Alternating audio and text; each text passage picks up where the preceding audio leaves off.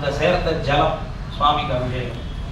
அடுத்ததா இன்னொரு 9 கோட்டத்துல திவ்யௌஷதி ஜலம்னு நடுவுல வந்து ஓஷதி வகைகள்லேயே திவ்யமா, அதாவது சிறப்பா சொல்லக்கூடிய ஓஷதி வகைகள் துளசி, சீதேவியார் செங்கிழங்கு, அருகம்புல், ரித்தின்னு ஒன்று சொல்லக்கூடியது வில்வம். இந்த திரவியங்கள் கிழக்கு பகுதியில் வந்து பத்ரோதம் இலை வகைகள்ல விசேஷமான இலைகள் துளசி, வில்வம், சாலமர இலை, வன்னி, நாயுருவி இதெல்லாம் சேர்ந்த வில்வம் இதெல்லாம் சேர்ந்த ஜலம் கிழக்குல.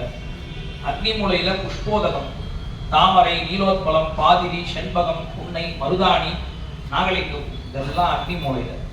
தெற்கு பகுதியில பார்க்கும் பொழுது பலோதகம், பழங்கள் அதே மாதிரி பார்க்கும் பொழுது தாம், பலா, தேங்காய் கீற்று, மாதுளம் பழத்தினுடைய இது, சாத்துக்குடி, ஆரஞ்சு, எலுமிச்சம்பழம், மாம்பழம் சேர்ந்தது இந்த பலோதகம். இப்போ சவுண்ட்ல தானே போயினுக்குது. தட்சிணத்தை தெற்கு பகுதியில நைருதி மூலையில வந்து சொர்ணோதகம், தங்கம் சேர்ந்த ஜலம். கிளியரா மேற்குல வந்து ரத்னோதகம், ரத்தனங்கள்லாம் சேர்ந்த ஜலம். வாயு மூலையில தாதுதகம், தாதுகள்னா கனிமங்கள், பூமியில இயற்கையா கிடைக்கக்கூடியது. அரிதாரம், சௌராஷ்டிரம், காவி, ஜாதிலிங்கம், அஞ்சனம்னு சொல்லக்கூடிய தாது வகைகள். அடுத்ததான் வடக்குல சங்கோதகம், சங்கு ஜலம், இந்த கோவிலுடைய பூஜித்த பழைய காலத்து உண்டான சங்கு. அடுத்ததா கோசுங்கோதகம், பசுமாட்டினுடைய ஒப்பு சேர்ந்த ஜலம்.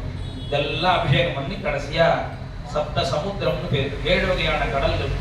அந்த 7 கடல்களும் இந்த 7 கலசங்கள்ல பூஜை பண்ணி இதெல்லாம் வரிசை கிரமமா சுவாமிக்கு அபிஷேகம். அபிஷேகமான பிறகு சுவாமிக்கு கடைசியா சஹஸ்திரதாரைன்னு சொல்லக்கூடிய 1000 இதழ், அதாவது 1000 தாரை உள்ள பாத்திரத்துல சஹஸ்திரதாரையில அபிஷேகம்.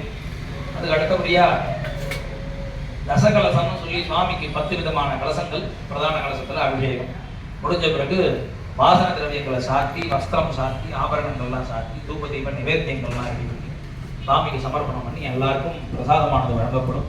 இது ஒரு அரிய நிகழ்ச்சி. பெரும் முயற்சி செய்து பல இடங்கள்ல இருந்து இந்த பொருள்கள்லாம் சேகரித்து பண்ணியிருக்கு. ரொம்ப பெரும் முயற்சி எடுத்து பண்ணியிருக்கு. நீங்க தரிசனம் பண்றதுக்கு உங்களுக்கு ஒரு வாய்ப்பு கிடைச்சிருக்கு.